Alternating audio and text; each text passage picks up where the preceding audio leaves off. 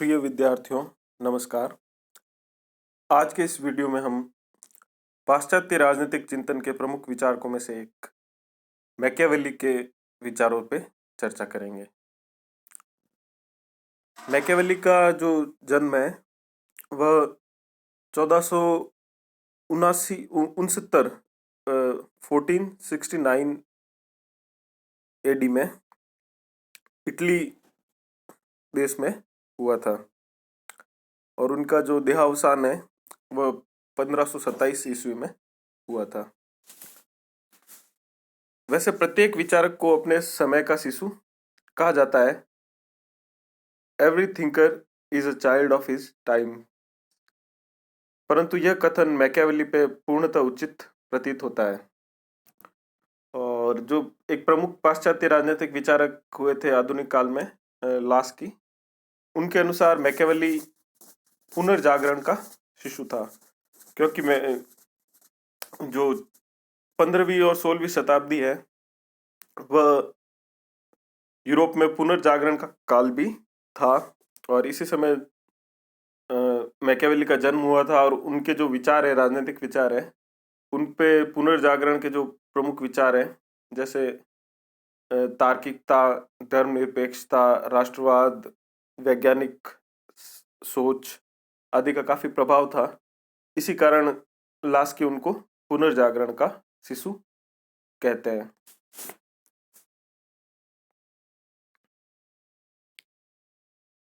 पुनर्जागरण को ग्रीक सभ्यता के मूल्यों के पुनरोदय के रूप में भी जाना जाता है और ग्रीक सभ्यता के जो प्रमुख मूल्य थे जो पुनर्जागरण में शामिल थे उनमें थे मानववाद। इस मानववाद और मानवतावाद अलग अलग चीजें हैं। मानवतावाद तो है मनुष्यों के प्रति जो भलाई की भावना या सभी मनुष्यों के को समान मानना और उनके कल्याण की भावना। परंतु मानववाद से तात्पर्य है कि जो हमारी सोच है वह मानव केंद्रित हो, उसके जो केंद्र में मनुष्य हो, या तार्किक सोच हो, इहलौकिक सोच हो, यानी कि हम ईश्वर और स्वर्ग नरक आदि भावनाओं से जो प्रेरणा लेने के स्थान पे मानव जीवन के जो लक्ष्य होते हैं या व्यावहारिक मानव जीवन की जो अभिलाषाएं या जो सुख दुख होते हैं उनको केंद्र में रख के जो विचारधारा है उसको मानववाद कहा जाता है। पुनर्जागरण का दर्शन भी मानववाद का दर्शन है। पुनर्जागरण की जो प्रथम अभिव्यक्ति है वो कला के क्षेत्र में हुई थी। यूरोप में जो मध्यकाल की कला पर जो वहाँ के जो धर्म था, अर्थात कैथोलिक जो क्रिश्चियनिटी थी, कैथोलिक ईसाईवाद, उसका प्रमुख रूप से प्रभुत्व था। परंतु जो पुनर्जागरण काल में जो वह चित्रकारी है उस पे मानवीय जो भावनाएं, संवेदनाएं हैं या मानव की जो सुख दुख है उनका काफी प्रभाव रहा। जैसा कि मोनालिसा के जो चित्र है, लियोनार्डो डा विंची का जो प्रसिद्ध चित्र है मोनालिसा, उसमें भी देख सकते हैं। मानववाद प्राचीन ग्रीक का दर्शन भी था। ग्रीक या यूनान के जो लोग हैं वो पौराणिक घटनाओं, कथनाओं या जो किंवदंतियां हैं या जो मिथक है उनमें विश्वास रखते थे, लेकिन उनके जो सामाजिक जीवन और धार्मिक जीवन में पर्याप्त विभाजन था, यानी दोनों का अलग अलग क्षेत्र थे। वहाँ जो धर्म और राजनीति का आपस में गठजोड़ नहीं था।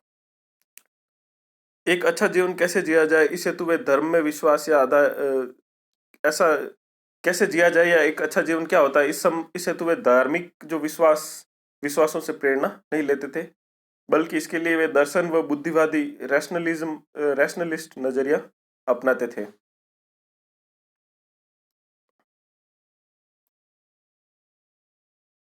जो ग्रीक दर्शन की जो दो प्रमुख विशेषताएं थी, बुद्धिवाद या रैशनलिज्म और मानववाद, ये दोनों ही विशेषताएं पुनर्जागरण की भी विशेषताएं थी।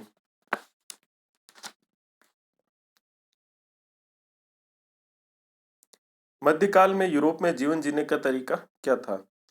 यूरोपियन इतिहास में मध्यकाल को अंधकार युग के रूप में जाना जाता है, डार्क एज के रूप में जाना जाता है। धर्म जीवन के सभी क्षेत्रों में प्रभुत्व बनाए हुए था।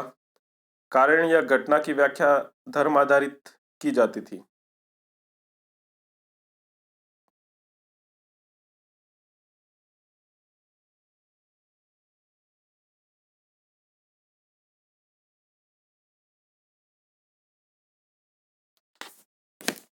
मध्यकाल का जो प्रमुख लक्षण था वह था तर्क की अनुपस्थिति। और यूरोपीय इतिहास में मध्यकाल को अंधकार युग माना जाता है, यानी डार्क एज माना जाता था, क्योंकि इसमें जीवन के जो सभी क्षेत्र है उनमें धर्म का प्रभुत्व था, तार्किकता का अभाव था और हर घटना परिघटना की व्याख्या धर्म के आधार पे या धर्म ग्रंथों के आधार पे की जाती थी। यूरोप में मध्यकाल आते आते नगर राज्य समाप्त हो गए। वह यूरोप अब एक संघ या कॉन्फेडरेशन बन गया। यहाँ सत्ता के दो केंद्र विकसित हो गए, चर्च और राज्य। और जो ये राज्य था, एक प्रमुख राज्य था उस समय यूरोप में, जिसको होली रोमन एम्पायर कहा जाता था। और रोमन साम्राज्य एक बहुत बड़ा साम्राज्य बन गया था तथा यहाँ उत्तराधिकारी संघर्ष हुआ। उसमें जो शासक कमजोर सिद्ध हुए, उसने चर्च फादर के हाथों अपनी सत्ता की वैधता खो दी। धर्म एवं राजनीति के सम्मिलन के परिणाम।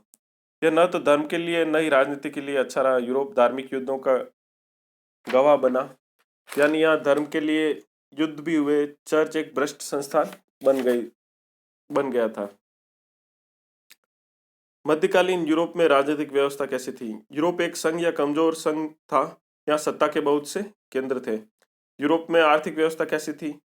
यहाँ सामंतवाद का प्रचलन था। यहाँ दो वर्ग प्रमुख थे, लॉर्ड्स व सर्फ, और जो कि आनुवंशिक रूप पे आधारित थी व्यवस्था, यानी लॉर्ड्स की जो संतान थी वो लॉर्ड्स थे, जो सर्फ्स की संतान थी वो सर्फ्स थे। पुनर्जागरण केवल बौद्धिक आंदोलन नहीं था, इससे जीवन के सभी क्षेत्रों में गहरा परिवर्तन किया। पुनर्जागरण ने प्रबोधन का नेतृत्व किया। प्रबोधन ने वैज्ञानिक क्रांति की अगुवाई की। वैज्ञानिक क्रांति ने पूंजीवाद का नेतृत्व किया तथा पूंजीवाद ने राष्ट्र राज्य के उदय को प्राथमिकता दी। चर्च की समस्याओं से सुधारवादी प्रोटेस्टेंट आंदोलन का जन्म हुआ। इसने धार्मिक क्षेत्र को व्यक्तिगत क्षेत्र में प्रतिबंधित किया। पुनर्जागरण, प्रबोधन, वैज्ञानिक क्रांति, राष्ट्र राज्यों का उदय, पूंजीवाद। अर्थात पुनर्जागरण ने प्रबोधन ने वैज्ञानिक क्रांति को, वैज्ञानिक क्रांति ने पूंजीवाद को, पूंजीवाद ने राष्ट्र राज्यों के उदय को संभव बनाया। इन सभी विकासों ने आधुनिकता का उदय हुआ। इन सभी विकासों से आधुनिकता का उदय हुआ। अब आधुनिकता के क्या प्रमुख तत्व हैं?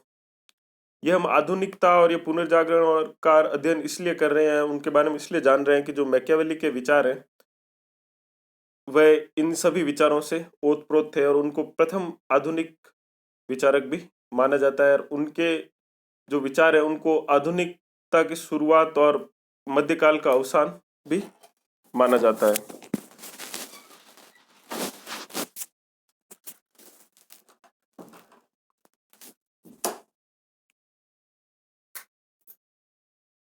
और आधुनिकता के जो प्रमुख तत्व हैं वो है बुद्धिवाद या तर्कवाद, जिसको रैशनलिज्म कहते हैं। धर्मनिरपेक्षता, अर्थात राज्य और धर्म का आपस में घनिष्ठ संबंध नहीं होना चाहिए।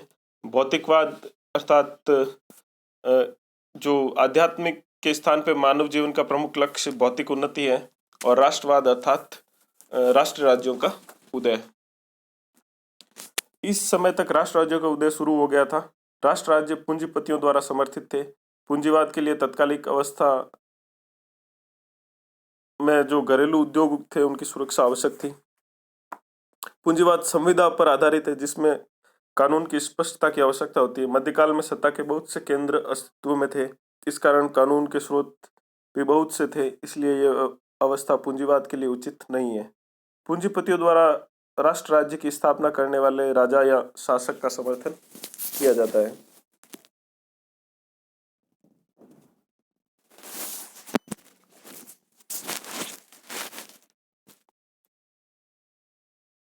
आधुनिक राष्ट्र राज्य की विशेषताएं क्या होती है? यह एक क्षेत्रीय संरचना होती है, यानी इसका निश्चित क्षेत्र होता है।